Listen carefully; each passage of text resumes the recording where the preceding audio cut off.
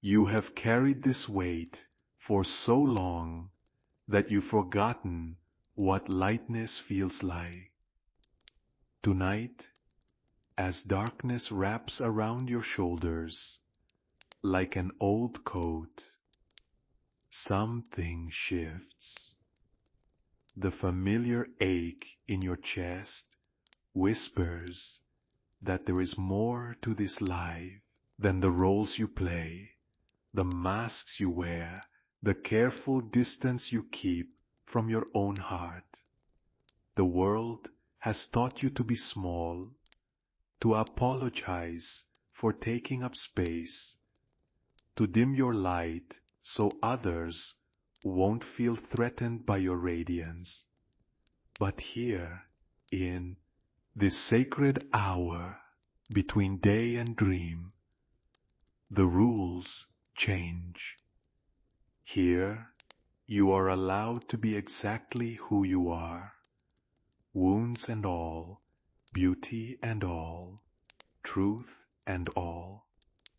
You've been walking through your days like a stranger in your own life, watching yourself from behind glass, wondering when you became so separate from joy. The child in you remembers what it felt like to be fully alive, to feel wonder at the sight of rain on windows, to believe in magic without apology. That child is still there, waiting in the shadows of your grown-up world. Tonight is different. Tonight, you give yourself permission to remember what you've forgotten, to feel what you've buried, to see what you've been afraid to look at. This is not about becoming someone new. This is about coming home to who you've always been, beneath the layers of protection and pretense. The journey begins not with answers, but with questions that have been knocking at the door of your consciousness for years. Who were you before the world told you who to be? What dreams did you abandon in the name of practicality? What parts of yourself did you exile because they didn't fit the story others needed you to tell?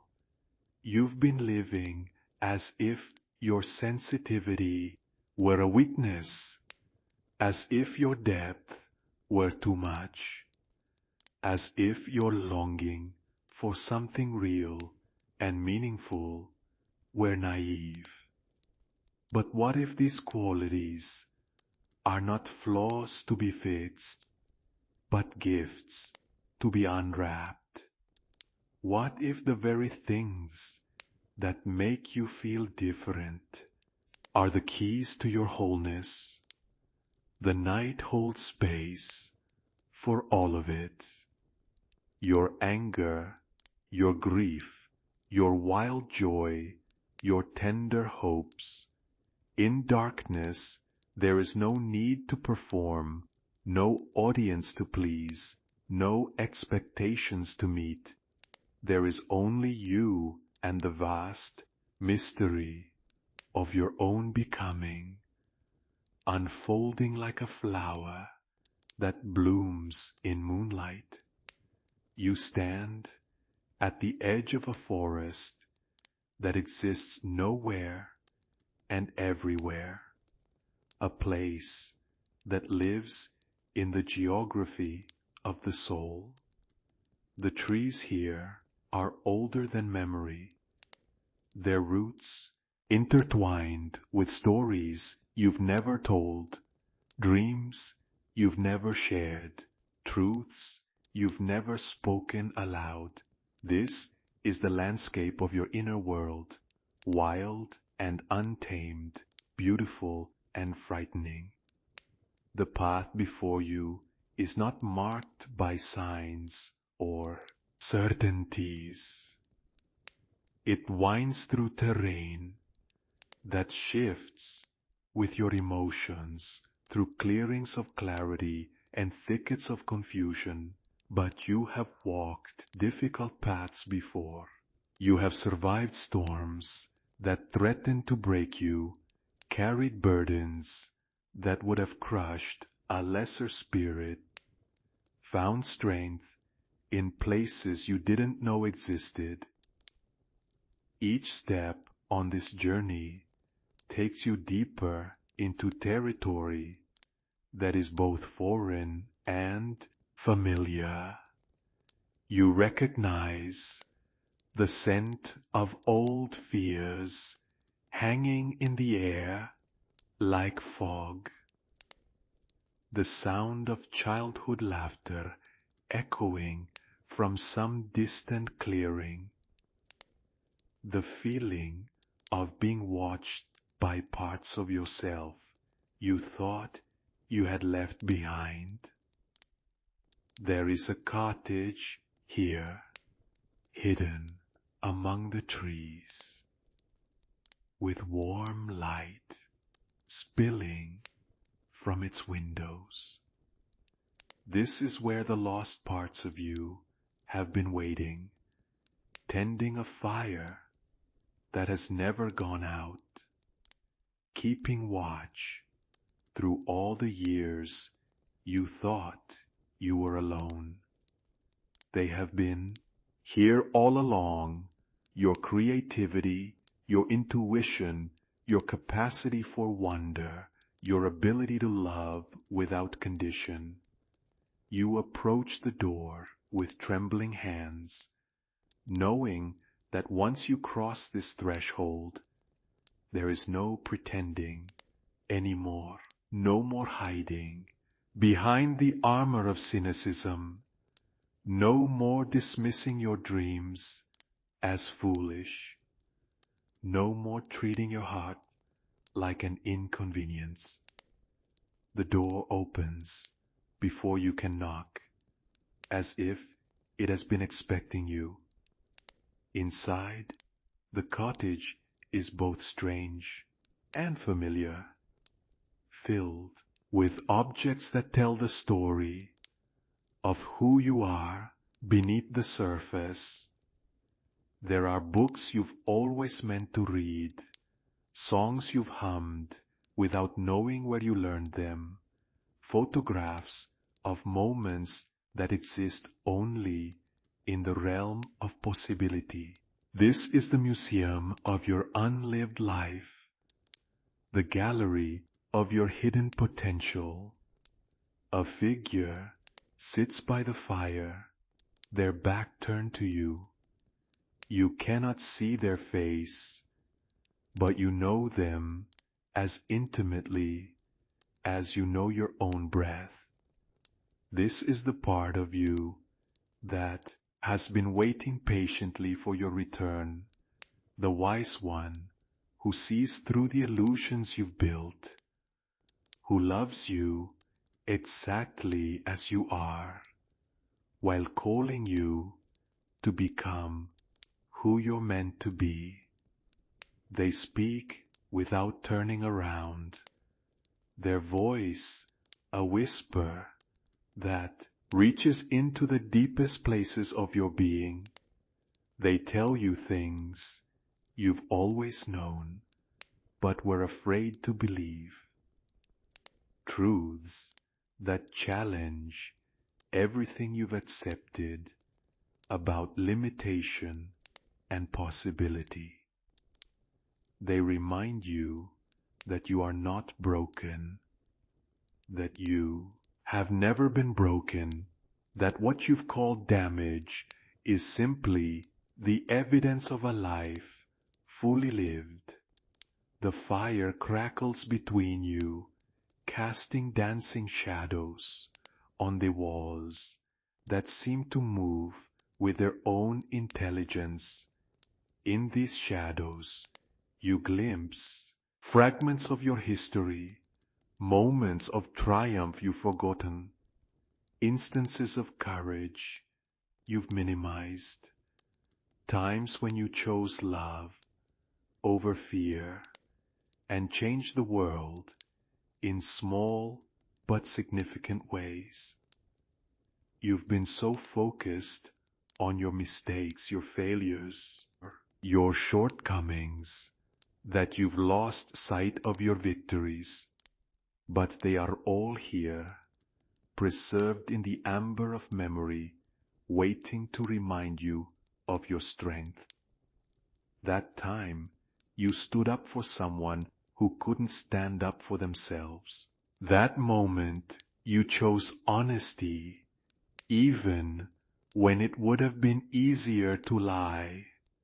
That decision to keep going when everything in you wanted to give up.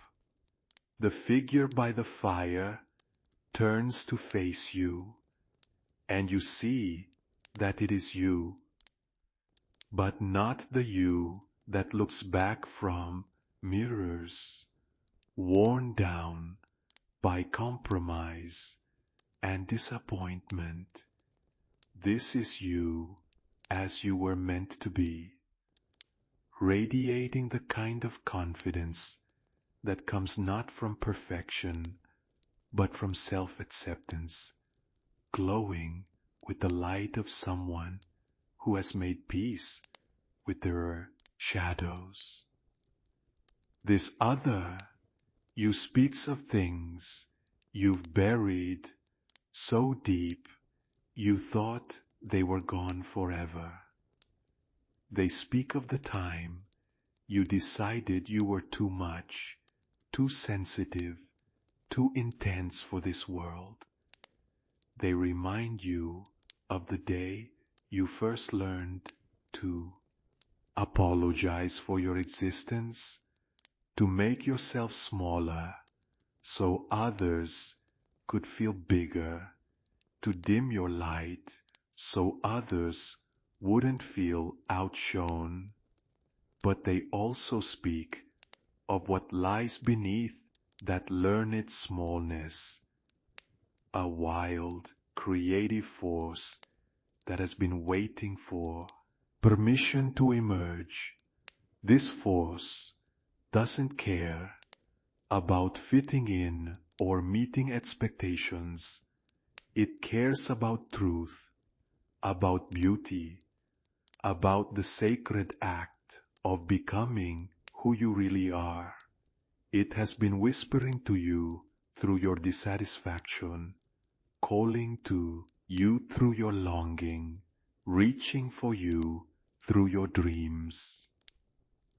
You realize that every moment of feeling like you don't belong has been preparing you for this, the recognition that you don't belong to the small stories the world tells about who you should be. You belong to something larger, something wild and mysterious and infinitely more interesting than the scripts you've been handed. The other you stands and walks to a window that looks out onto a landscape you've never seen, but somehow knows by heart. It is your inner world in all its complexity. Mountains of aspiration, valleys of sorrow, rivers of creativity, forests of memory. This is the territory you've been afraid to explore, thinking it too dangerous, too vast, too unpredictable. But as you look out onto this landscape, you feel not fear, but recognition. This is home, not the places you've lived or the roles you've played, but this wild inner country where your truest self resides. You've been homesick your entire life without knowing what you were longing for. You were longing for this. the courage to inhabit your own depths. The cottage begins to fade around you, but you are not afraid. You understand now that it was never a place, but a state of being, a way of relating to yourself with kindness instead of criticism, with curiosity instead of judgment. You carry it with you as you step back onto the forest path, which now seems less mysterious and more like a homecoming. As you walk deeper into the woods, you encounter other travelers on similar journeys. Some are further along the path, their faces serene with hard-won wisdom. Others are just beginning, their eyes wide with the terror and excitement of self-discovery. You nod to each other in recognition, fellow travelers in the landscape of becoming. You begin to understand that this journey is both deeply personal and universally shared. Every human being carries within them this same wild inner country, this same longing for authenticity, this same collection of exiled parts waiting to be welcomed home. The paths may be different, but the destination is the same: wholeness, integration, the courage to be fully yourself. The forest changes as you walk, sometimes opening into meadows of possibility, sometimes narrowing into passages that require you to move slowly, mindfully, with attention to each step. You learn to trust your inner compass, to follow the pull of your authentic desires rather than the maps others have drawn for your life. In a clearing ahead, you see a circle of ancient stones, each one carved with symbols that speak to something deep in your cellular memory. This is a place of initiation, where the old self dies and the new self is born, not through violence or force, but through the gentle surrender of illusions that no longer serve. You approach the center of the circle and find a pool of water so still it serves as a perfect mirror. But when you look into it, you do not see your reflected face. Instead, you see layers, the child you were, the adolescent you became, the adult you've tried to be, and beneath all of these, something timeless and unchanging that has witnessed every moment of your becoming. This witnessing presence has been with you through every joy and sorrow, every triumph and defeat, every moment when you felt most alone. It has loved you without condition, seen your beauty even when you couldn't see it yourself, held space for your growth even when growth felt impossible. As you gaze into the pool, tears come, not tears of sadness, but of recognition, of homecoming, of finally seeing yourself clearly. You are not the sum of your mistakes or the collection of your achievements. You are not the roles you play, or the expectations you carry. You are something far more mysterious and magnificent, a unique expression of the creative force that moves through all of life. The stones around you begin to glow with a soft inner light, and you realize that this illumination is coming from within you as you've released the need to be anything other than who you are. Your own light has begun to shine more brightly. This is not the artificial brightness of performance or pretense, but the steady glow of authenticity. You think of all the times you've been told to be realistic, to lower your expectations, to accept less than what your heart desires. You think of all the dreams you've postponed, the chances you haven't taken, the words you haven't spoken, because you were afraid of being too much or not enough. But here, in this sacred space between who you've been and who you're becoming, you understand that those voices were never telling you the truth about your limitations. They were simply reflecting their own fears, their own unhealed wounds, their own unexamined beliefs about what's possible. Your dreams are not too big. Your sensitivity is not too much. Your desire for deep connection, meaningful work, and authentic expression is not naive. These longings are the compass points of your soul, guiding you toward a life that honors who you really are. The pool shows you glimpses of what becomes possible when you stop fighting yourself and start flowing with your natural rhythms. You see yourself creating with abandon, loving without reservation, speaking your truth without apology.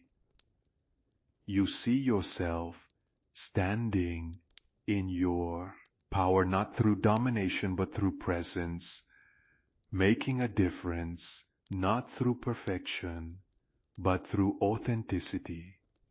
A great thinker once observed that until you make the unconscious conscious, it will direct your life, and you will call it fate. But what you're discovering here is that consciousness is not something you achieve once and then possess forever.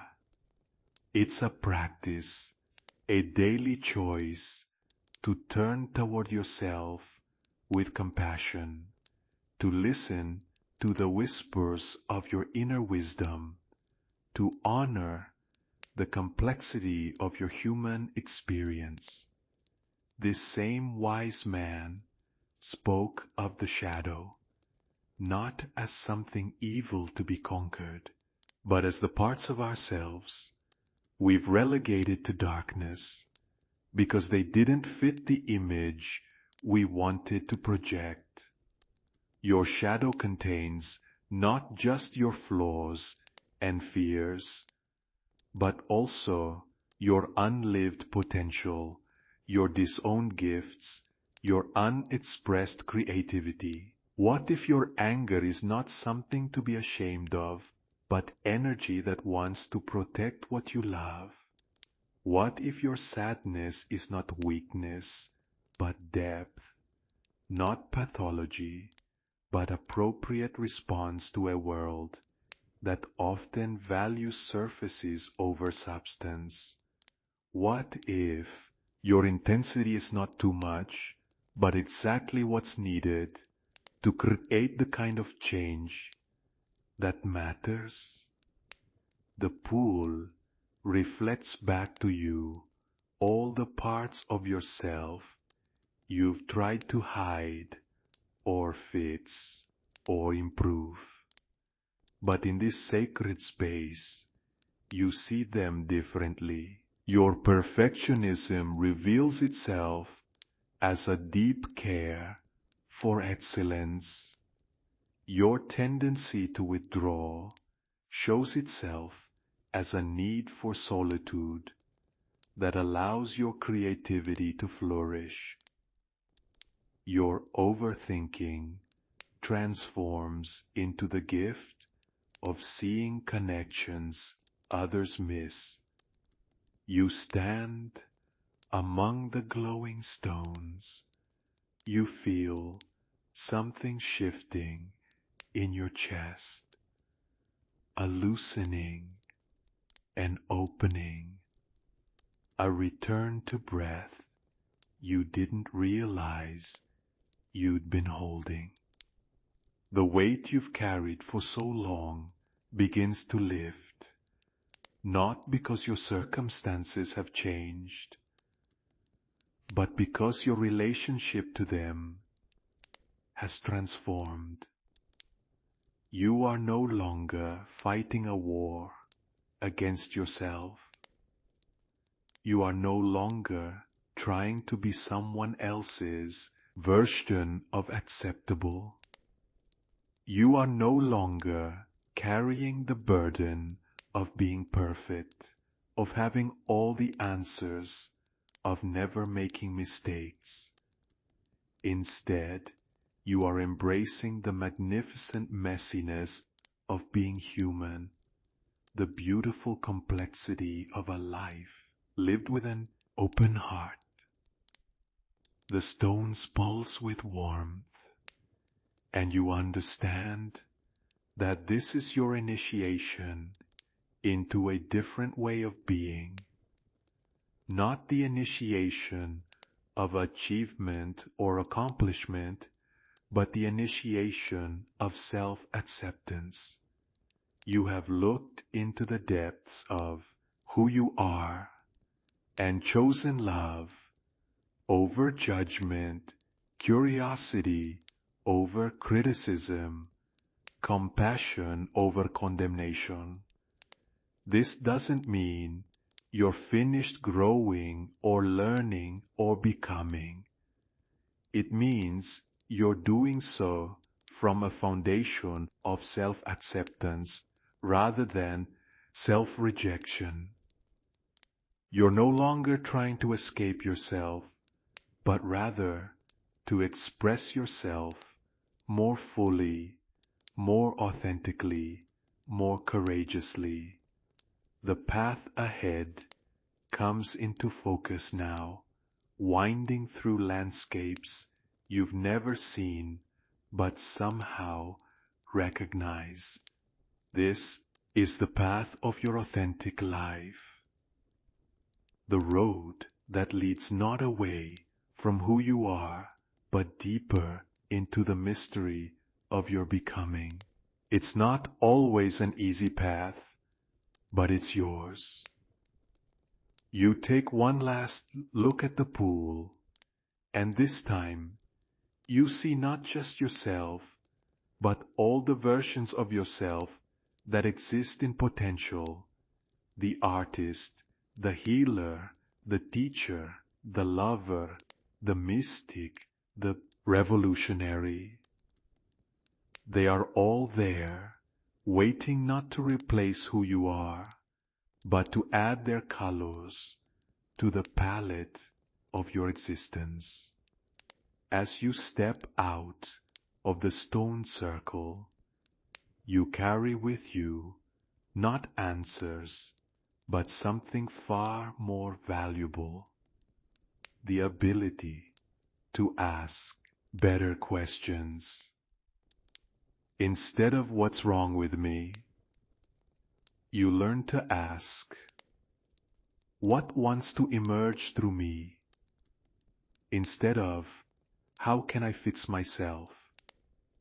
you discover, "how can I honor what I am?"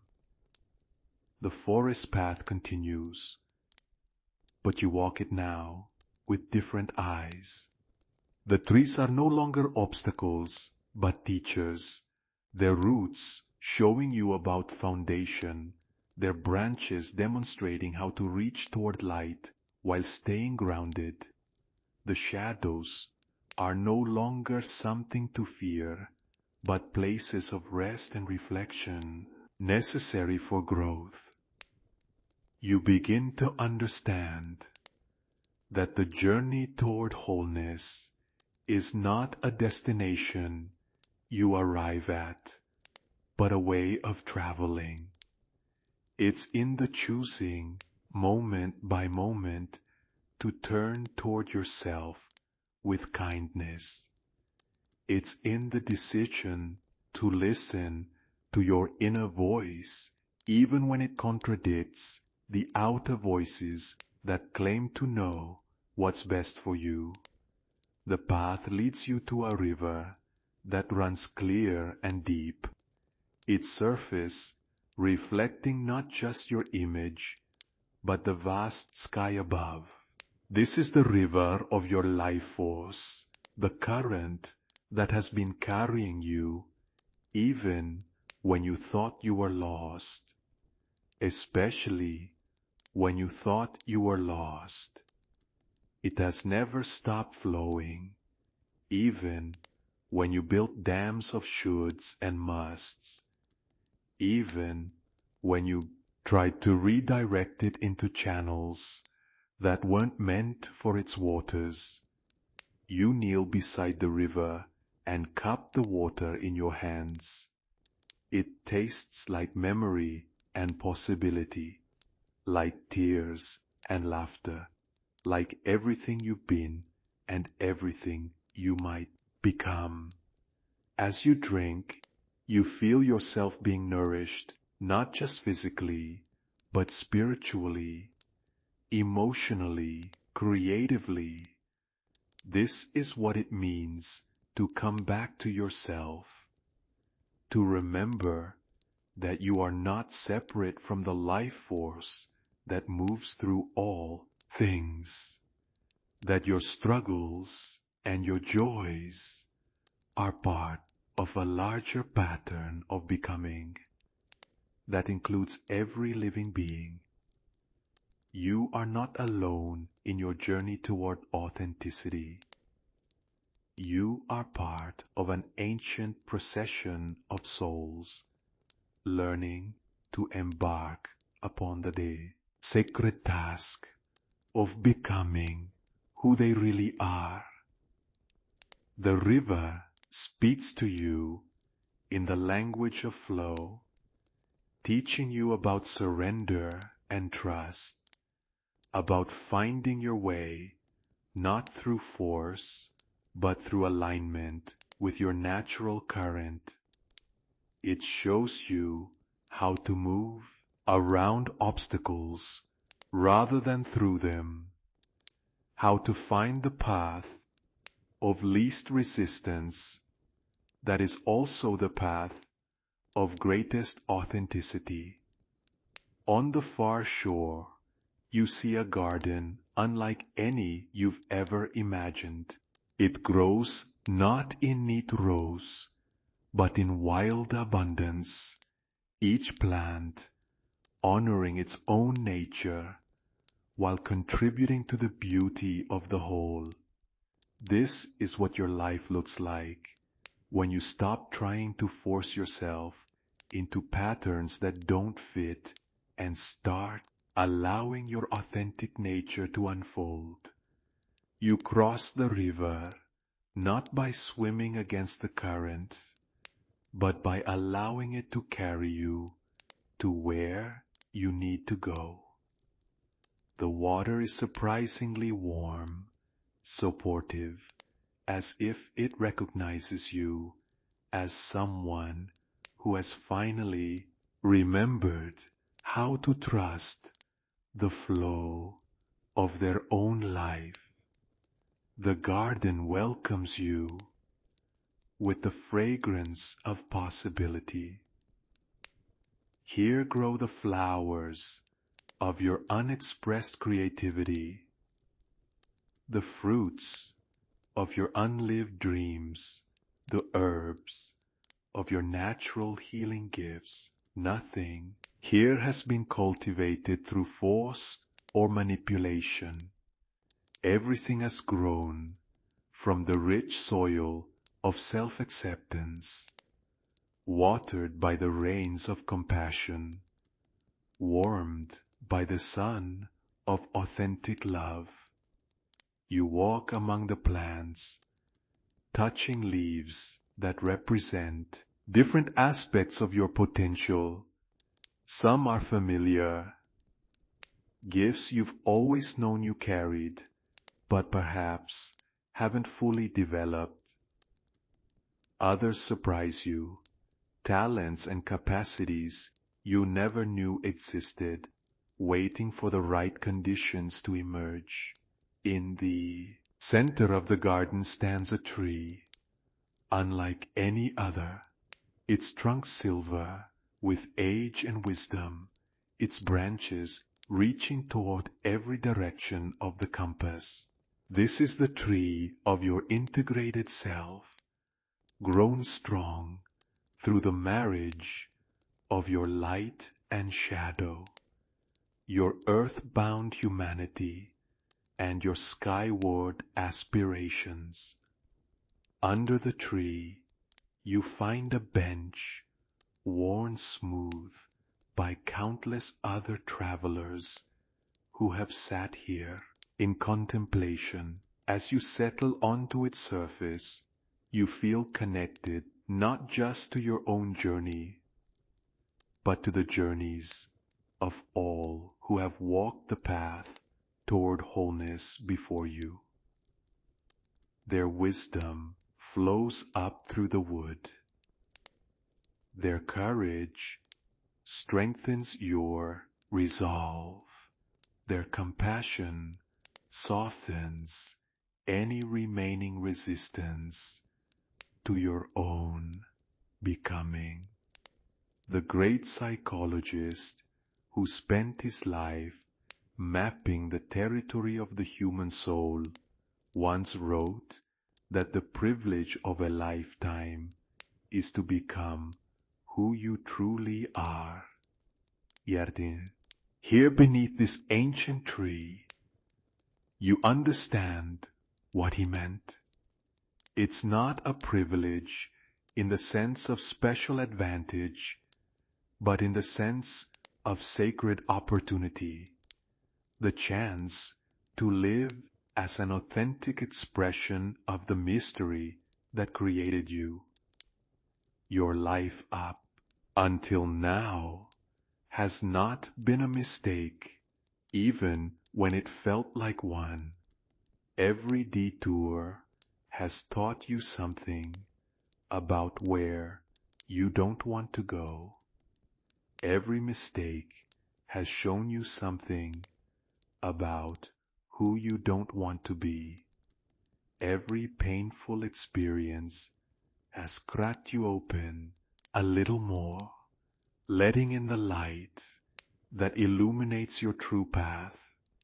You think of the people who told you to be more realistic, and you feel compassion for their fears. You think of the voices that said you were too much or not enough, and you understand they were speaking from their own wounds. You think of all the times you believed those voices, and you forgive yourself for not knowing then what you know now. This forgiveness is not a one-time event, but an ongoing practice, a daily choice to extend to yourself the same mercy you would offer a beloved friend. It's the recognition that you have always been doing the best you could with the awareness you had at the time, and that even your unconscious choices were serving your survival and growth in ways you're only now beginning to understand. The tree's branches rustle overhead, and in their movement you hear the whisper of wind carrying messages from your future self, the one who has learned to live with authenticity as a baseline rather than an aspiration. This future self doesn't have fewer challenges or fewer moments of doubt, but they meet these experiences from a place of groundedness, knowing that they are whole regardless of circumstances. Your future self whispers that the journey doesn't end here. In this garden of integration, it continues into the world where you get to practice being who you really are in relationships, in work, in the 1,000 small decisions that make up a life. The garden is not a destination, but a home base, a place you can return to whenever you need to remember who you are beneath the roles and expectations. As twilight deepens around you, the garden begins to glow with its own inner light. Each plant, each flower, each tree emanates the soft radiance of authentic being. You realize that this light exists within you too, has always existed within you, waiting for the moment when you would stop looking for it outside yourself and recognize it as your birthright. This is what the ancient wisdom traditions meant when they spoke of enlightenment, not some superhuman state of perfection, but the simple recognition of your own inherent wholeness, the dropping away of the illusion that you are broken or lacking or fundamentally flawed. You are not a problem to be solved, but a mystery to be lived. The silver tree begins to sing, not with voice, but with presence, a vibration that resonates in every cell of your being. It's the song of integration, the harmony that emerges when all parts of yourself are welcomed home. Your inner child dances to this music, finally free to play and wonder and create without apology. Your wise elder nods in recognition, having waited patiently for this moment of homecoming. You stand and place your hands on the tree's bark, feeling the life force that flows between its roots and branches, earth and sky, shadow and light. This same life force flows through you, has always flowed through you, will continue to flow through you as you walk back into the world, transformed, not by what you've gained, but by what you've remembered. The great depth psychologists spoke of, individuation, the lifelong process of becoming who you truly are, integrating the conscious and unconscious aspects of your personality into a unified whole. What you've experienced here is both a glimpse of that integration and an invitation to make it real through how you choose to live each day. You are not the same person who entered this forest of the soul. You carry within you now a different relationship to your own experience, a deeper trust in your inner wisdom, a greater capacity to stay present with whatever arises without losing yourself in it. You have remembered that you are both human and divine, limited and limitless, individual and universal. The path back through the forest appears before you, but it's not the same path. You walked to get here. This one glows with your own inner light, marked by your unique footprints, scented with the flowers that bloom only in the garden of your authentic self. You will never be lost in the same way again, because you now know the way home to yourself. As you walk, you notice that the forest around you is waking up, not to a new day, but to the eternal present moment in which all healing happens, all growth occurs, all transformation becomes possible. The trees lean in to witness your passage. The flowers open to celebrate your becoming. The very air shimmers with the recognition that another soul has remembered who they really are. You emerge from the forest not into the same world you left, but into a world made new by your transformation. The external circumstances may look identical, but you see them through different eyes. Eyes that recognize the sacred in the ordinary, the meaningful in the mundane, the possible in what others call impossible. The cottage of your integration travels with you now, no longer a place you visit, but a way of being you embody. You carry within yourself the warm light of self-acceptance, the comfortable chairs of compassion, the nourishing fire of authentic love. You are home, finally and forever. Not because you've arrived somewhere, but because you've remembered you never left. In the days that follow, people notice something different about you, though they may not be able to name what it is.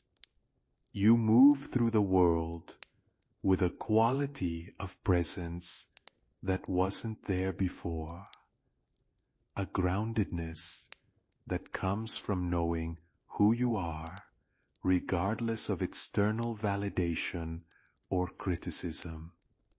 You listen more deeply, speak more truthfully, love more freely.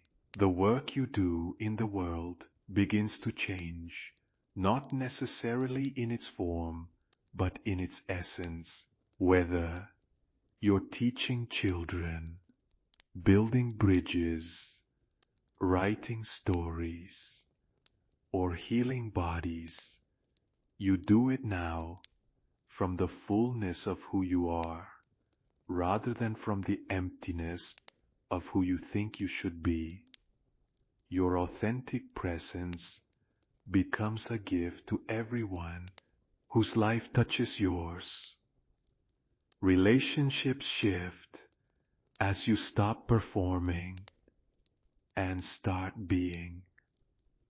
Some people, comfortable with the old version of you, may feel uncomfortable with your newfound authenticity. Others, drawn to genuine connection, will find their way into your life as if magnetized by your truth.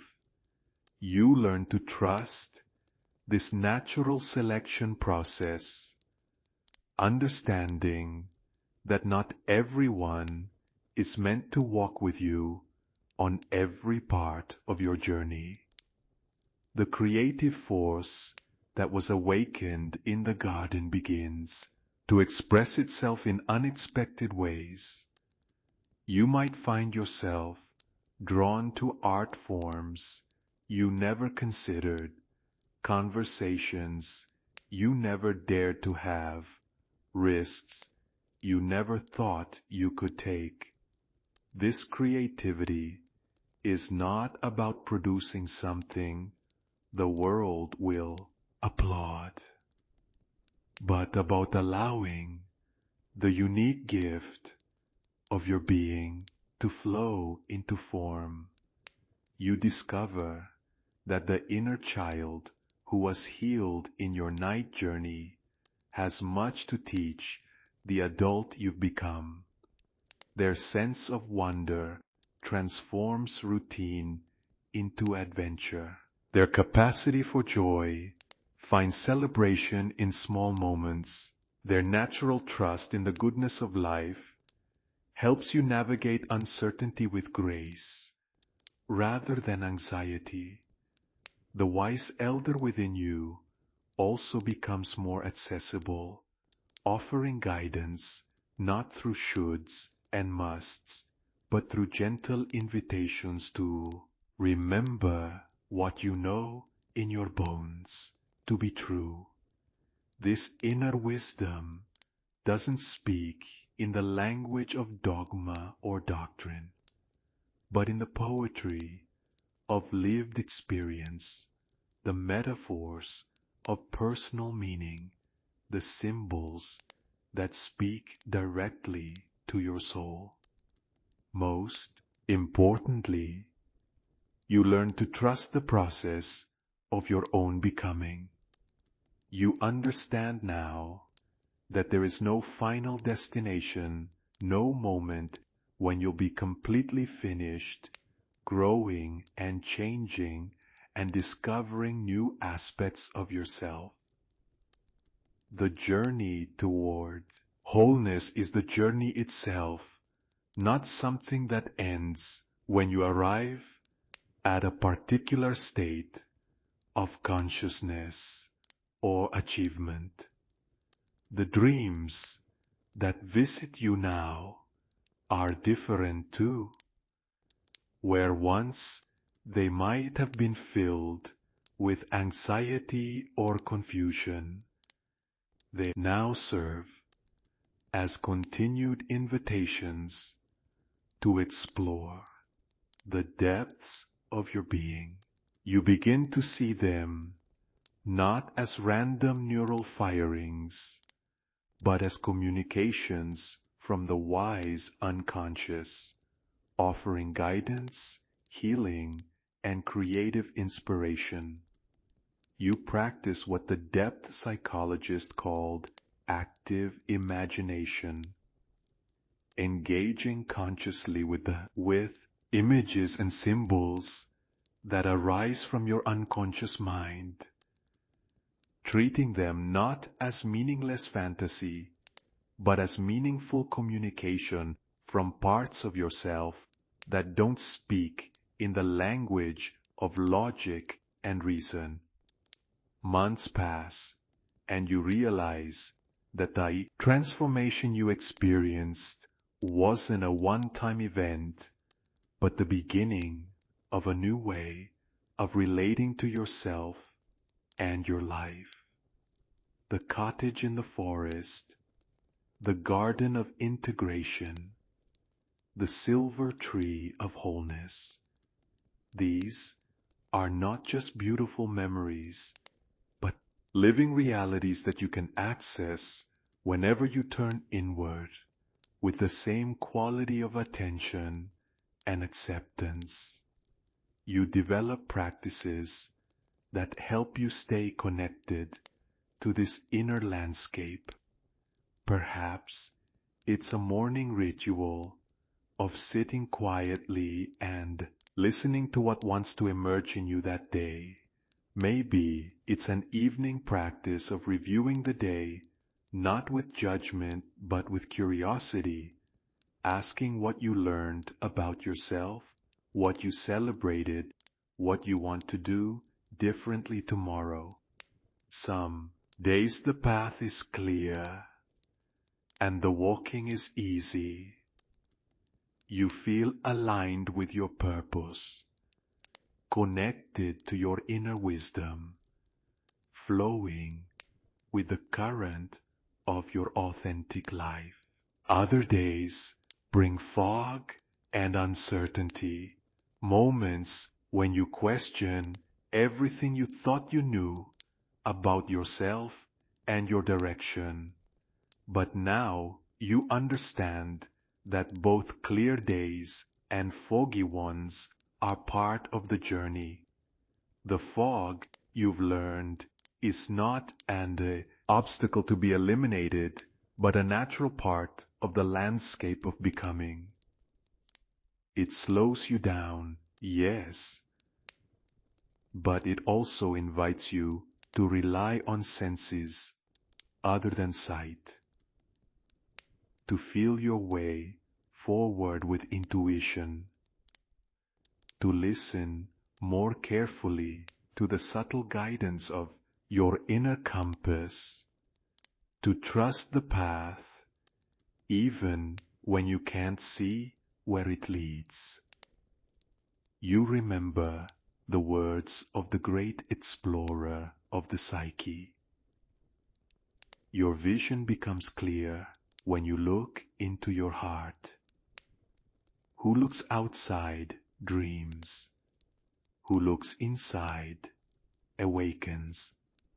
This looking inside is not a selfish turning away from the world, but a turning toward the source of your most authentic gifts to the world. The shadow work that began in your night journey continues in gentler but no less profound ways. You catch yourself in moments of self-judgment and ask, what is this criticism trying to protect in me? You notice when you're projecting your disowned qualities onto others and use it as an opportunity to reclaim those aspects of yourself. You learn to see your mistakes not as evidence of fundamental flaws, but as information about where you're still growing, still learning, still becoming more of who you're meant to be. This shift in perspective transforms failure from something to be feared into something to be curious about, mined for the wisdom it contains. The relationships in your life become laboratories for practicing authenticity. You learn to say no without guilt, yes without resentment, and I don't know without shame. You discover that vulnerability is not weakness, but the courage to be seen as you are, and that this courage creates the foundation for genuine intimacy. In your work, whatever it may be, you begin to look for ways to bring more of your authentic self into what you do. This doesn't mean ignoring professional boundaries or abandoning practical concerns, but it does mean asking how you can honor your values, use your natural gifts, and contribute to something meaningful through your daily labor. Years flow by like the river you crossed in your inner journey, and you marvel at how different your life looks now, not necessarily in its external structure, but in its internal landscape. You've learned to trust the timing of your own development, to honor the seasons of expansion and contraction, growth and rest, clarity and confusion that make up the natural rhythm of a conscious life. The child within you has found safe expression in adult life. Maybe you've rediscovered play, learned to dance badly and joyfully, given yourself permission to be silly, to wonder aloud, to approach life with beginner's mind. Or perhaps the child's healing has been quieter. The simple absence of that constant inner critic, the presence of self-compassion where self-judgment used to live. Your relationship with your body has likely shifted too. Where once you might have seen it as an enemy to be conquered or an object to be perfected, you now relate to it as a faithful companion on the journey of being human. You listen to its needs, honor its rhythms, appreciate its capacity for pleasure, comfort, and sensation.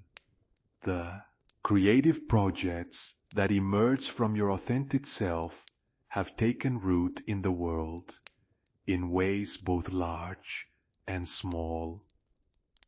Perhaps you've written the book, started the business, changed careers, moved to a new place, ended the relationship that was draining your life force, began the one that nourishes your soul. Or maybe the changes have been more subtle. The way you listen to friends, the presence you bring to conversations, the quality of attention you offer to whatever you're doing.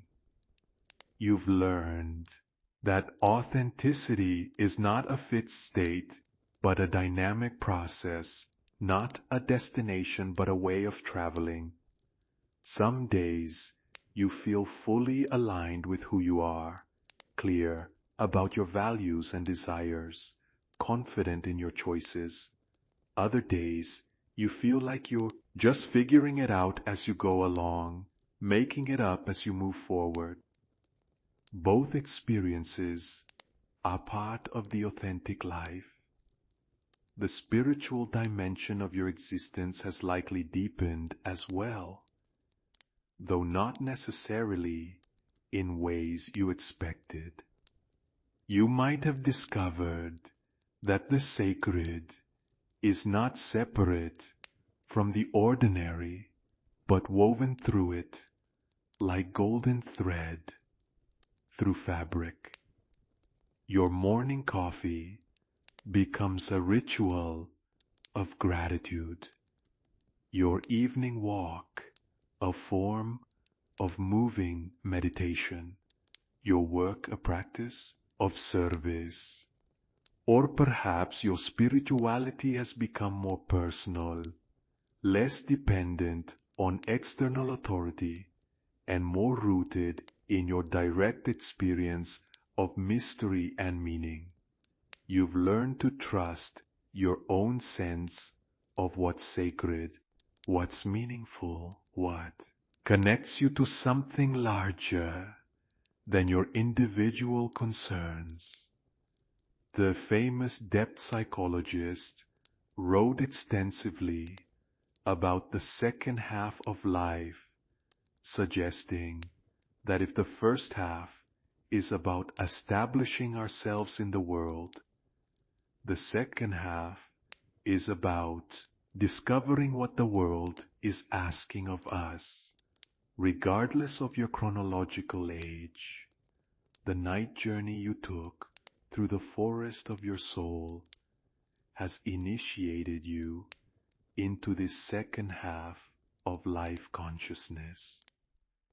You find yourself less concerned with impressing others and more interested in expressing yourself, less worried about fitting in and more committed to standing for what matters to you, less driven by external rewards and more motivated by internal satisfaction, the deep contentment that deep comes from living in alignment with your authentic nature. The garden of your integrated self continues to bloom and evolve, tended by the daily choices you make to honor who you are. Some seasons it flourishes with obvious abundance, creative projects flowering, relationships bearing fruit, work providing nourishment for both yourself and others. Other seasons require more faith as you tend the soil, trust the dormant seeds, water the ground, even when nothing seems to be growing. You've learned that this tending is not a burden, but a joy, not something you have to do, but something you get to do. The privilege of consciousness, the opportunity to participate in your own becoming, the chance to contribute your unique note to the great symphony of existence. These feel less like obligations and more like invitations to dance with the mystery of being alive. The shadow aspects of your personality have not disappeared, they've been integrated. Your anger has become fierce compassion for injustice. Your sadness has deepened into empathy for the suffering of others. Your fear has transformed into healthy caution and appropriate boundaries. Your selfishness has evolved into proper self-care that allows you to give from abundance rather than depletion. You understand now what it means to love yourself, not as narcissistic self-absorption, but as the foundation for loving others authentically. You cannot give what you do not have, cannot offer to others the acceptance you refuse to give yourself, cannot create healing in the world from a place of inner woundedness. This self-love is not the shallow positive thinking that denies difficulty, but the deep self-compassion that can hold all of your human experience with tenderness. It includes love for your mistakes, your limitations, your continuing areas of growth. It's love that sees clearly and chooses affection anyway. Love that doesn't require perfection as a prerequisite. The influence of your transformation ripples out in ways both obvious and invisible. The children in your life sense your greater presence and feel safer to be themselves. The friends in your circle find permission in your authenticity to explore their own. Strangers you encounter feel something different about you, a quality of genuineness that's become increasingly rare in a world of performance and pretense. You've become what one might call a permission giver, not through preaching or teaching, but through being.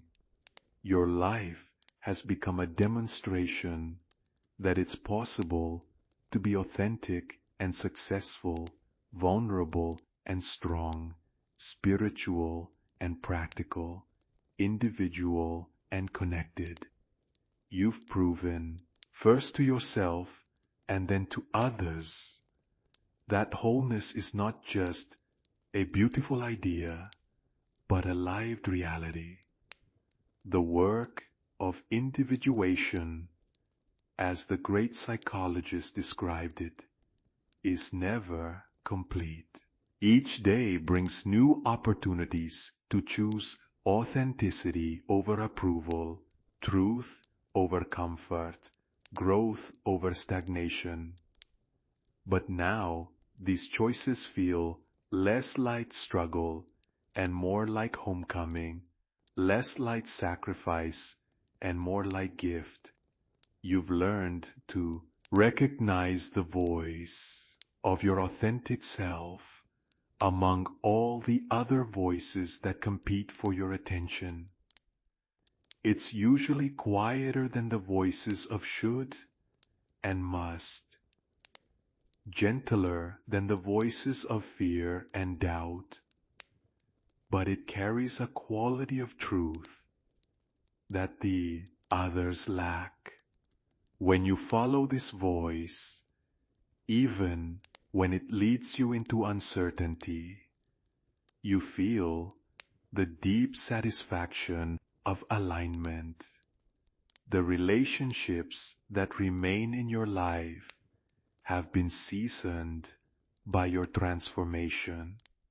Those built on mutual performance have naturally fallen away, while those rooted in genuine care have deepened.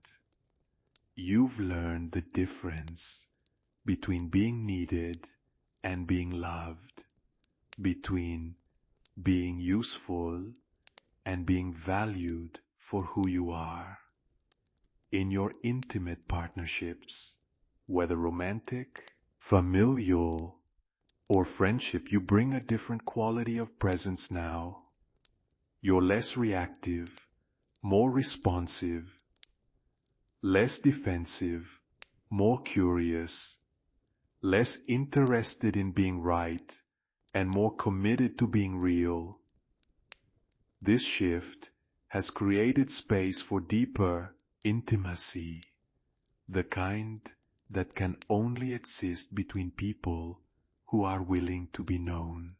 Your relationship with conflict has transformed as well, where once you might have avoided it at all costs, or engaged it as warfare, you now see it as information about misalignment, an invitation to greater understanding, an opportunity for growth.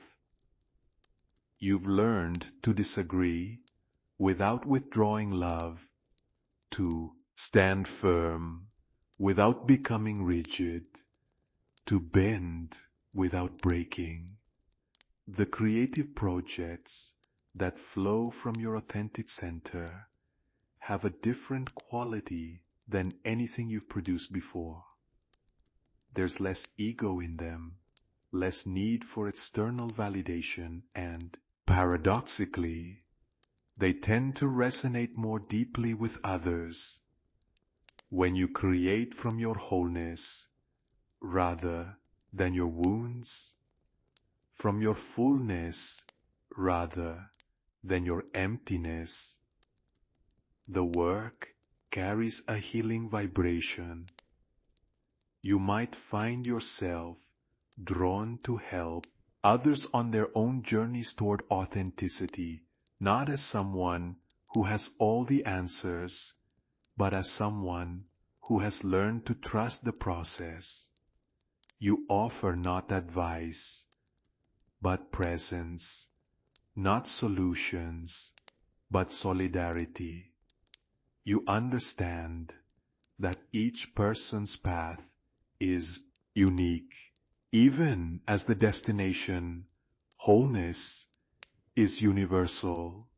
The seasons of your inner life have taught you patience with the cycles of expansion and contraction, clarity and confusion, confidence and doubt that characterize any authentic human existence. You no longer expect to feel inspired every day, motivated every moment, clear about every decision. You've learned to work with your natural rhythms rather than against them. During periods of expansion, you embrace new challenges, explore uncharted territories of yourself, take risks that your former self would have found terrifying. During times of contraction, you go inward, rest, reflect, integrate what you've learned. You've discovered that both phases are necessary, both sacred. Your relationship with uncertainty has perhaps undergone the most profound transformation, where once the unknown felt threatening, a sign that you weren't prepared enough, smart enough, good enough. It now feels exciting, pregnant with possibility. You've learned to surf the waves of change rather than fight them, to dance with ambiguity rather than demand premature clarity. This comfort with uncertainty has freed you to take the kinds of risks that matter. Not reckless gambles, but conscious choices to bet on your authentic self rather than on security, to invest in meaning rather than just money, to choose love even when its outcome is uncertain. These risks feel less dangerous now because you know you can trust yourself to handle whatever comes. The dreams that visit your sleep continue to serve as guidance from the unconscious realm. You've learned their symbolic language, understand their metaphorical logic, appreciate their capacity to show you truths that your rational mind might miss. Sometimes they offer healing, sometimes warning, sometimes pure creative inspiration. Always, they remind you that you are more than your conscious awareness, connected to sources of wisdom deeper than thought. You practice what the great analyst called amplification, taking the images from dreams and exploring their personal and universal meanings, allowing them to speak to you about your current life situation, your ongoing development, your unlived potentials. This practice has become another way of staying in conversation with your unconscious wisdom. The shadow work that began in your forest journey continues in gentler but no less important ways.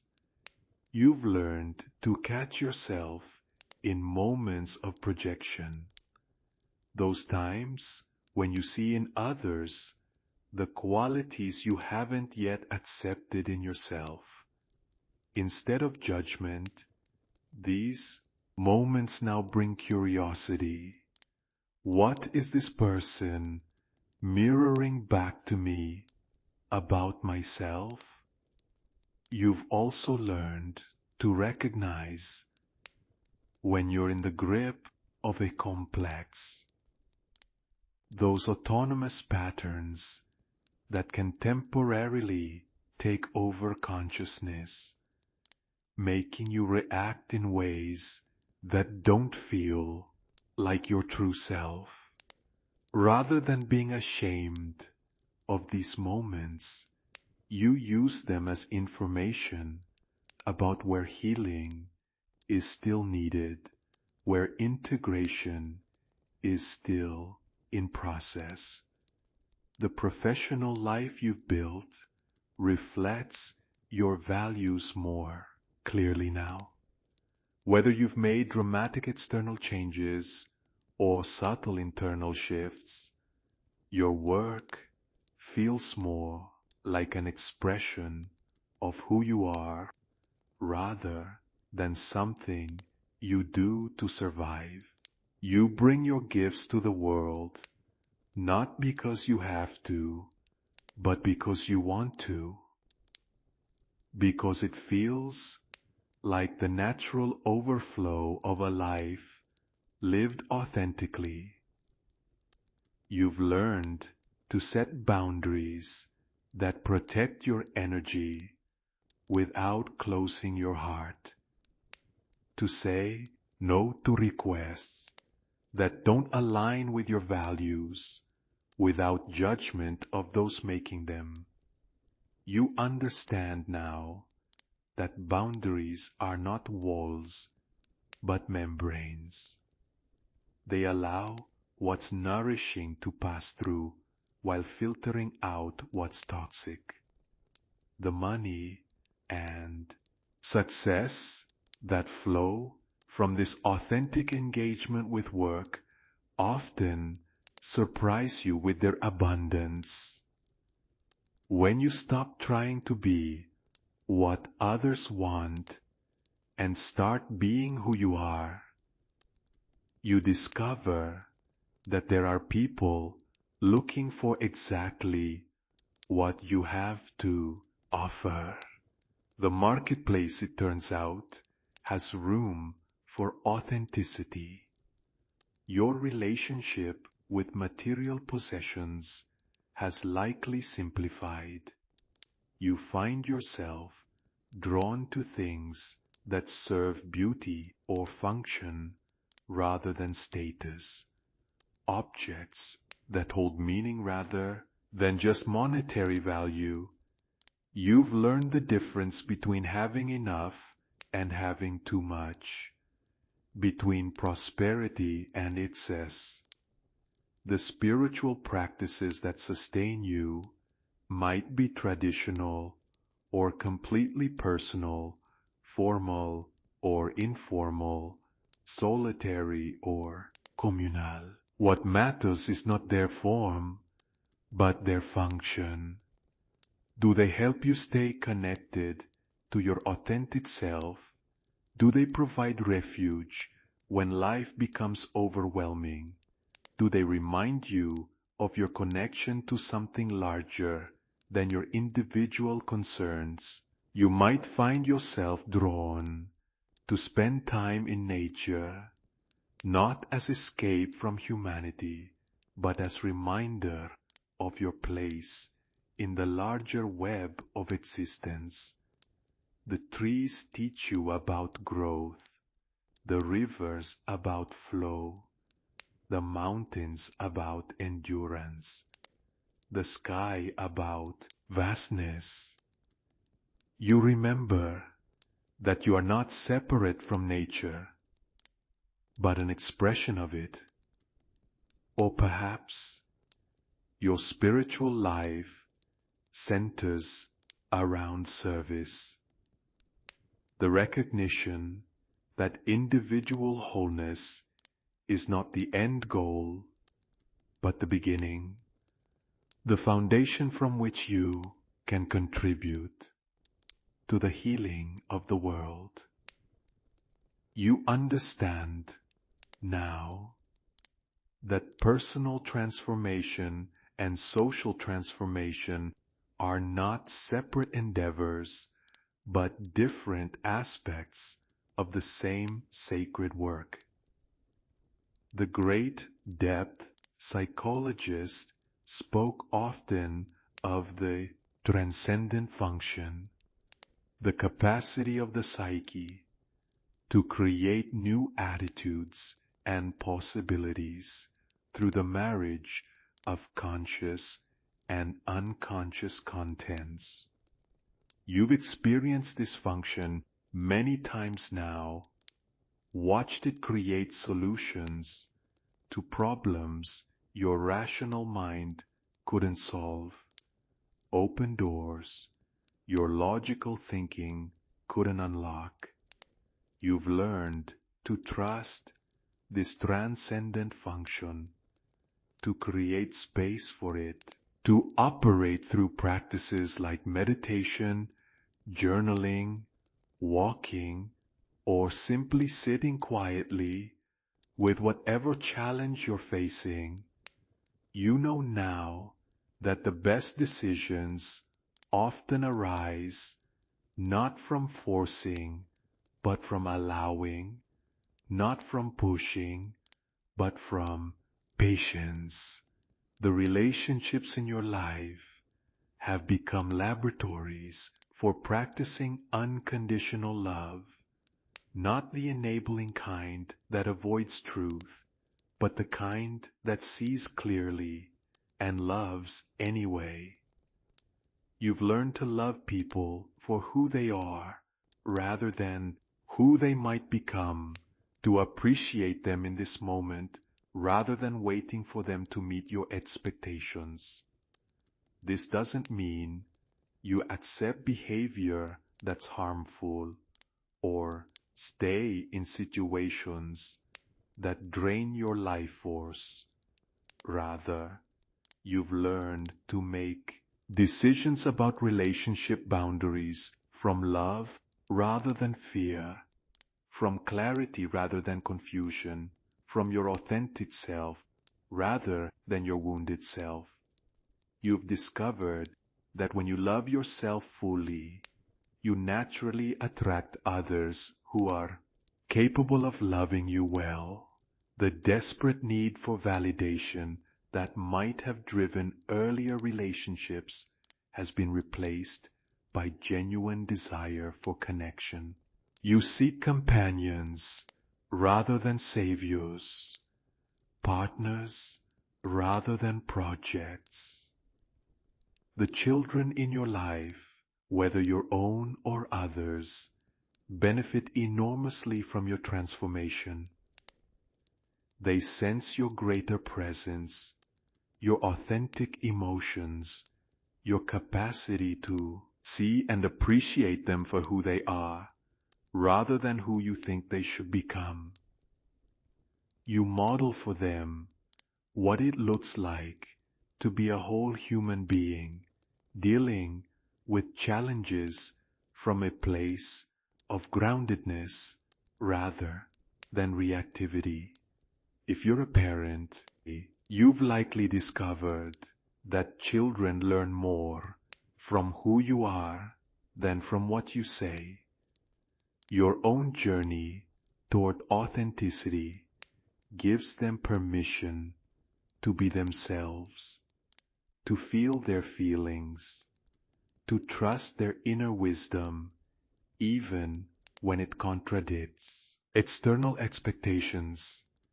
The aging process, whether you're experiencing it now or anticipating it, no longer feels like decline, but like deepening.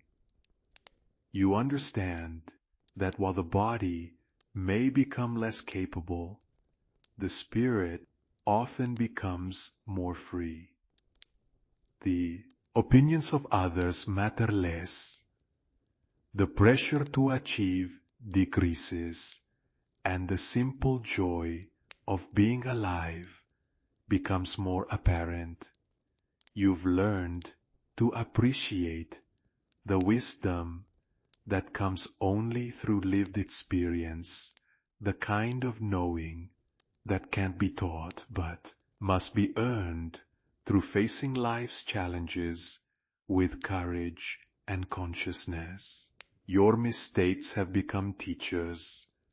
Your failures have become compost for new growth. Your sufferings have become sources of compassion. The legacy you're creating is not measured in external achievements, but in the healing you've done, the authenticity you've modeled, the love you've shared. You understand now that every person who learns to love themselves fully contributes to the healing of the collective human family. Carl Jung observed that the individual is the only reality, that the collective is simply the sum of individuals. Your personal work toward wholeness is therefore not selfish, but service, not narcissistic, but necessary. The world needs people who have done their inner work, who can respond rather than react, who can love from fullness rather than need. The cycles of the natural world mirror the cycles of your inner development. Spring brings new beginnings, fresh creative impulses, the energy to start projects that have been gestating through winters. Contemplation. Summer offers the warmth to nurture growth, the long days to develop what was begun, the abundance to share with others. Autumn teaches the wisdom of letting go, of releasing what no longer serves, of harvesting the wisdom from experiences before they pass into memory. Winter provides the darkness necessary for deep rest, inner reflection, the germination of seeds that will sprout when the time is right. You've learned to honor these cycles in your own life rather than fighting them, to recognize when you're in a planting season versus a harvesting time, when you need the bright energy of activity versus the quiet wisdom of reflection. This alignment with natural rhythms has brought a quality of ease to your life that was absent when you tried to force growth according to artificial schedules. The dreams of your youth, whether realized or transformed, have found their proper place in the larger narrative of your becoming. Perhaps you became the artist you always wanted to be, or perhaps you discovered that the creativity you thought belonged only in art actually expresses itself through everything you do with love and attention. Maybe you didn't become famous, but you became authentic, which turns out to be far more satisfying. Maybe you didn't accumulate the wealth you once thought you needed, but you discovered the abundance that comes from appreciating what you have, from finding richness in simple pleasures, from knowing that you are enough exactly as you are. The fears that once seemed so real and threatening have been revealed as largely phantoms, projections of a mind conditioned to expect catastrophe rather than blessing, to prepare for scarcity rather than abundance, to protect against imagined threats rather than open to actual possibilities. This doesn't mean you've become naive about real dangers or genuine challenges. Rather, you've learned to distinguish between useful caution and paralyzing anxiety, between reasonable preparation and obsessive worry, between protective boundaries and defensive walls. Your nervous system has learned to relax into a baseline of safety rather than hypervigilance. Your body remembers what it feels like to be at ease, to breathe deeply, to move with grace rather than tension. This physical relaxation supports emotional resilience and mental clarity in ways you might never have expected. The practices that maintain your well-being have become as natural as breathing. Whether it's morning meditation, evening reflection, weekly time in nature, or monthly creative expression, these activities no longer feel like should-dos on a self-improvement list, but like nourishment you naturally seek.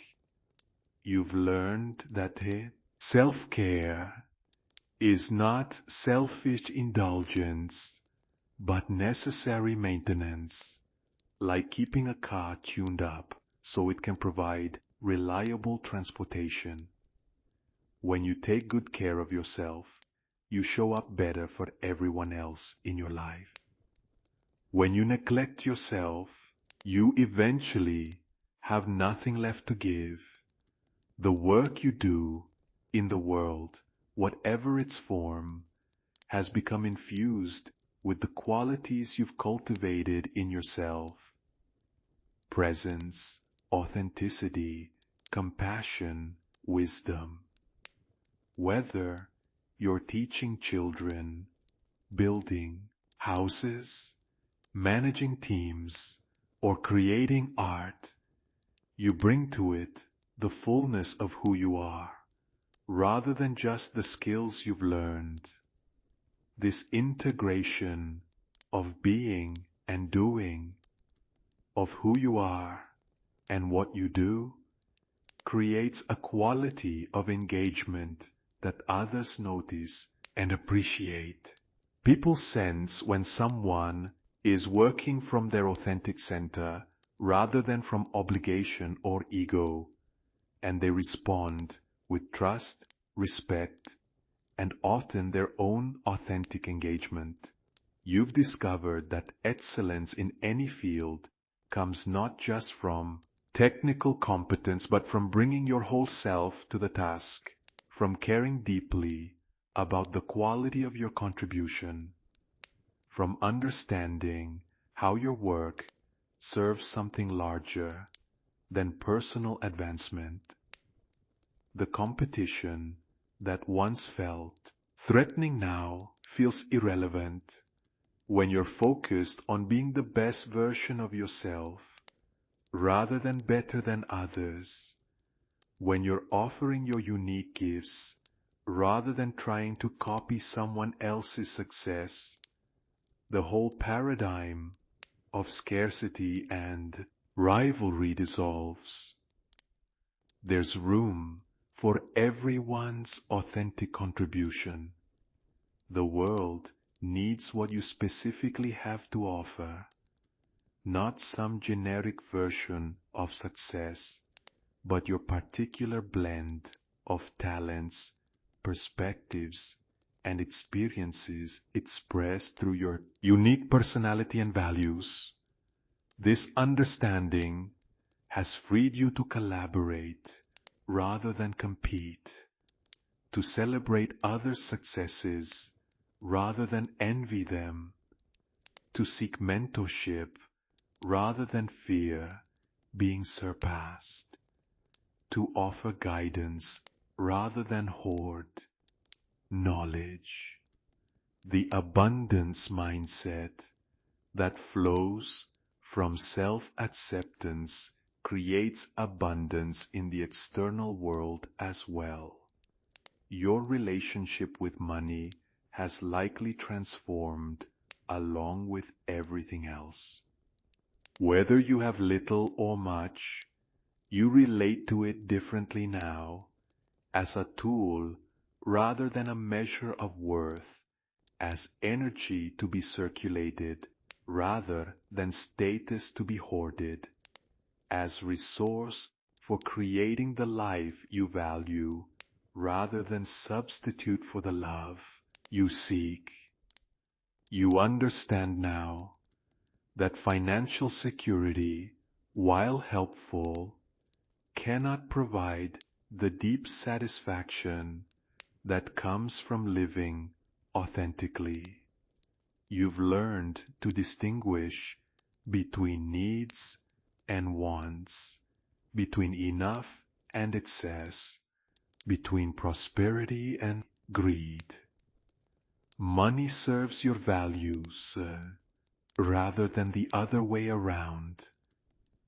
The political and social issues of your time engage you differently now as well.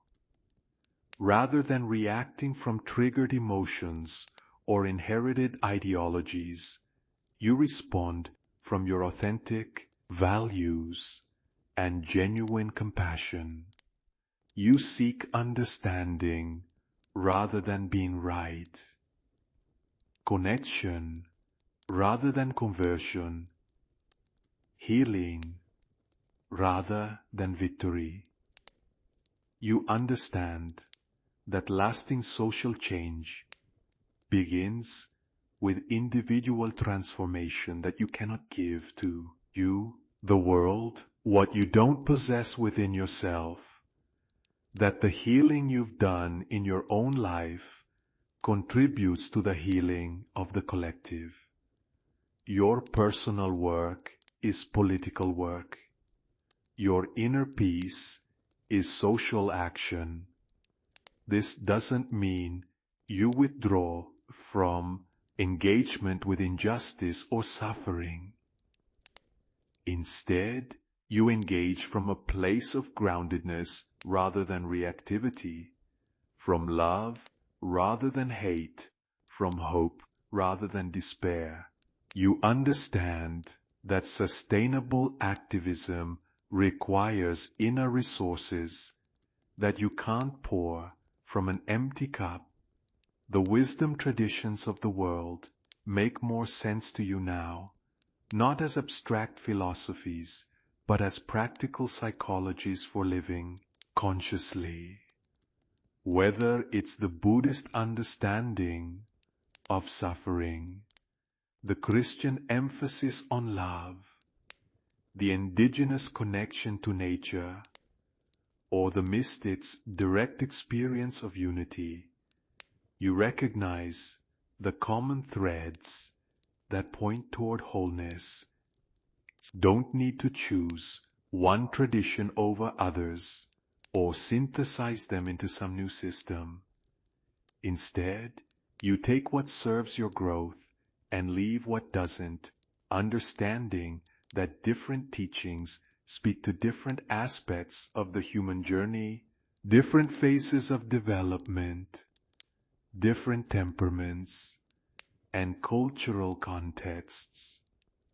Your own inner authority has become strong enough to discern what rings true for you without needing external validation of your choices. You can appreciate wisdom wherever you find it while remaining anchored in your own direct experience of what works for your particular path.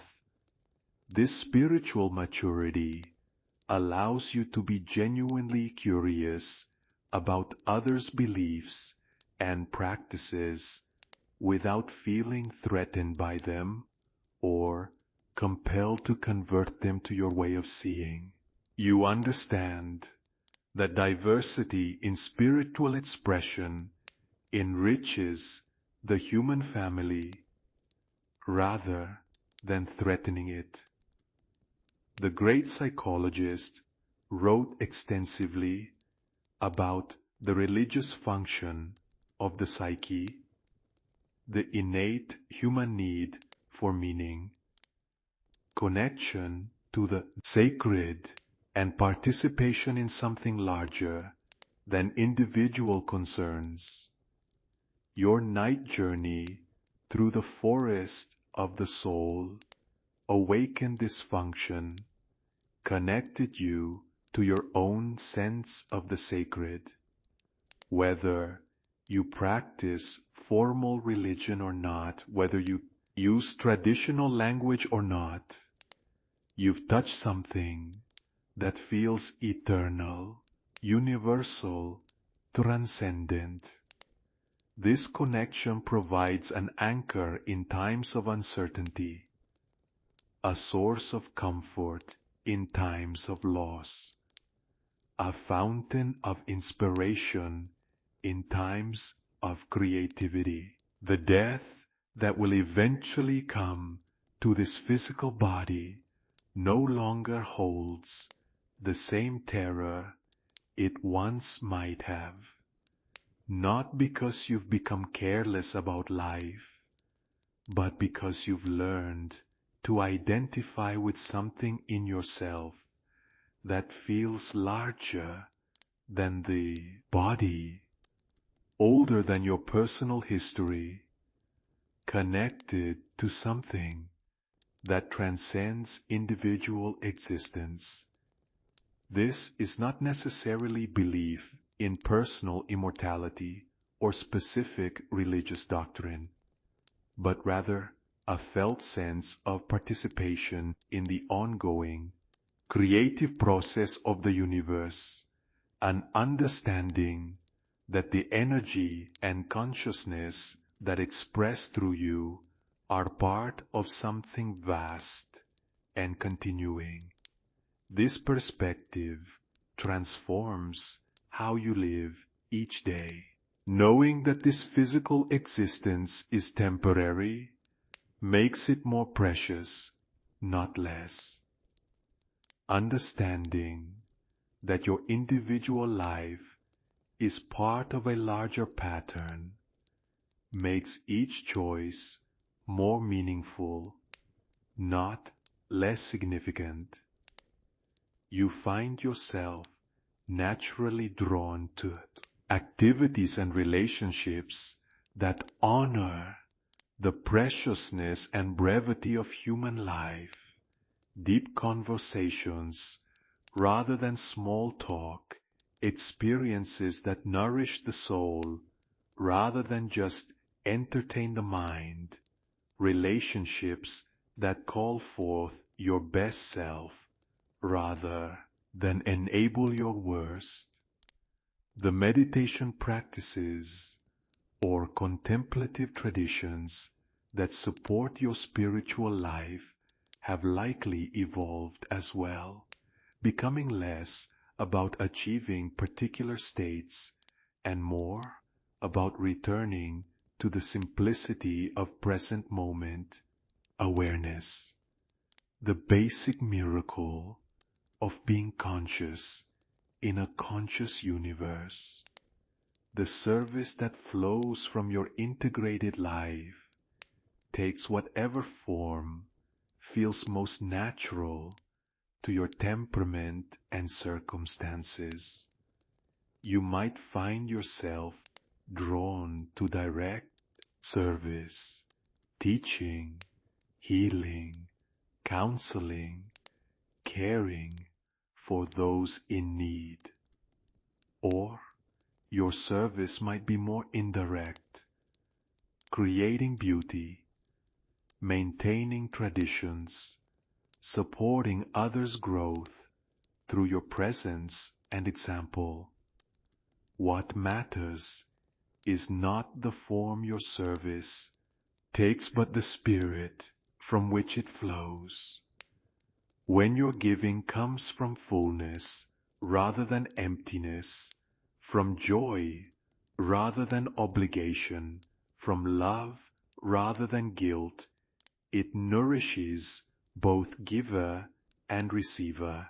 You discover the truth of what spiritual traditions have always taught, that giving and receiving are different aspects of the same flow.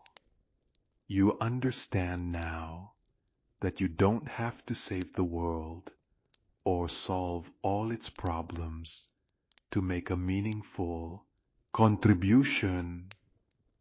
Your part is to be fully yourself, to offer your unique gifts with an open heart, to love as deeply as you can, to create whatever beauty and healing you're called to create.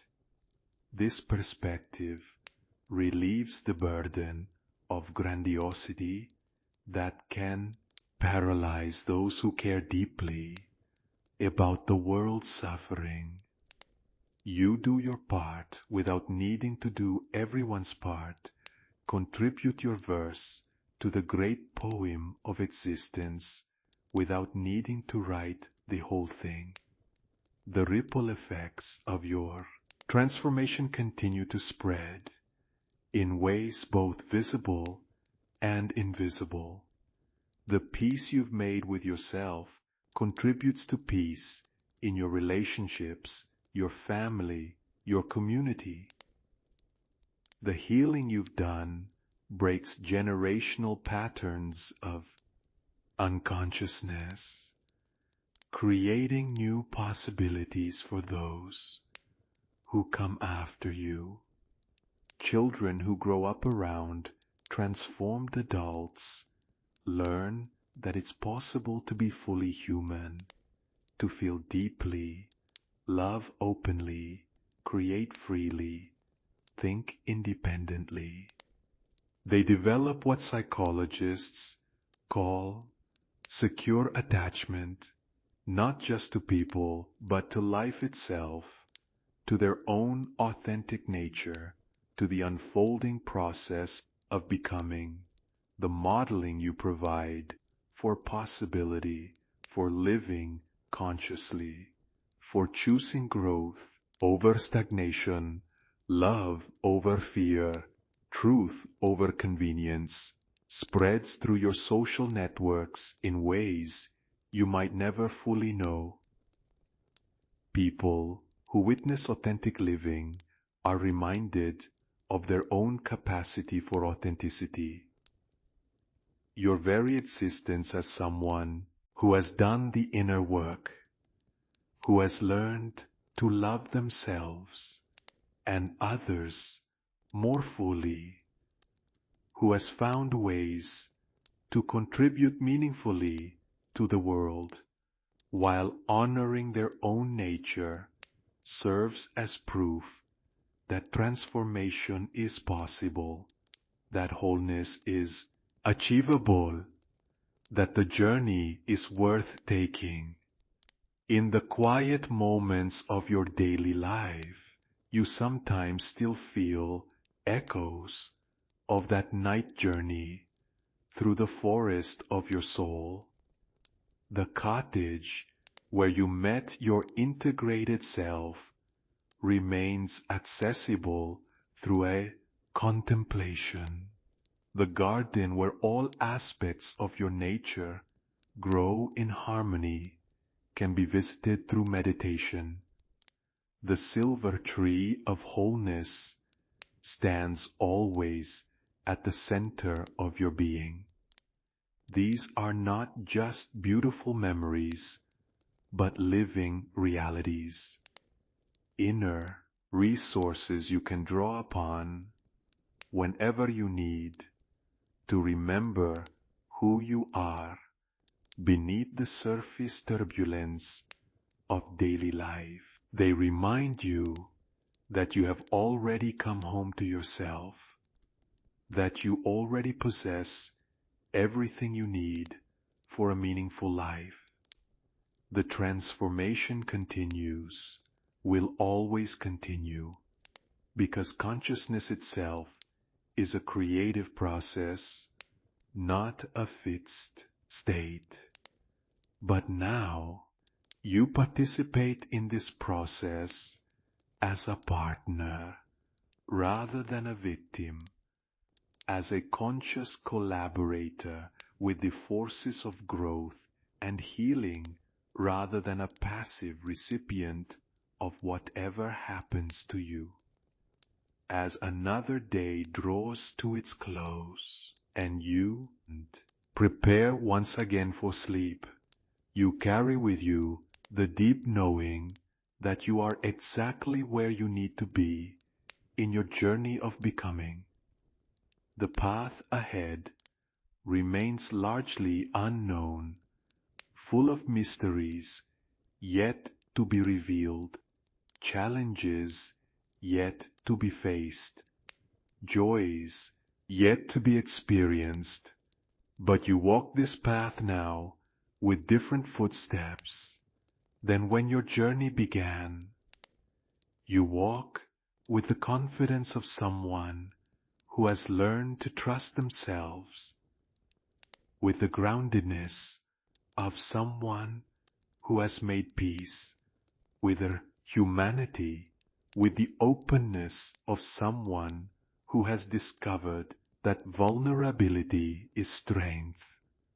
The dreams that will visit you tonight may bring new invitations to growth, fresh insights into the mysteries of your being, creative inspirations for tomorrow's living, or they may simply offer the deep rest that comes from a day lived authentically, from choices made in alignment with your values, from love given and received with an open heart. You understand now that every ending is also a beginning. Every completion contains the seeds of new creation. Every homecoming prepares you for the next stage of the journey. The night voyage through the forest of your soul was not a one-time event, but an initiation into a way of living that honors both the darkness and the light, the known and the unknown, the human and the divine aspects of your nature. The great explorer of the depths once wrote that the meeting of two personalities is like the contact of two chemical substances. If there is any reaction, both are transformed. Your meeting with your authentic self in that sacred forest space has created an ongoing reaction, a continuous transformation that will unfold for as long as consciousness flows through your being. You close your eyes, now not in escape from life, but in preparation for tomorrow's living, not in avoidance of your journey, but in trust of its unfolding, not in fear of dreams, but in anticipation of their wisdom. You rest in the knowing that you are held by something larger than your individual concerns, supported by the same force that moves the stars and seasons, connected to every other being who has ever loved deeply and lived truly. Sleep comes as a friend now, not as a respite from consciousness, but as a different form of it, a doorway into the deeper realms where healing happens, where creativity gestates, where the soul continues its eternal conversation with mystery. You surrender to this ancient rhythm of sleeping and waking, of day consciousness and night wisdom, of action and reflection. And in this surrender, you find the deepest truth of all, that you are exactly who you are meant to be, that your life has meaning beyond your understanding, that your very existence is a gift to the world, and that the love you have learned to give yourself is the beginning of all other love. The journey continues, will always continue, and you are ready for whatever comes next. The eyes, darkness behind your eyelids, the forest path glimmers with eternal invitation. The cottage door remains always open. The garden blooms with infinite possibility, and the silver tree of your wholeness sings its quiet song of integration, calling you home to yourself again and again and again.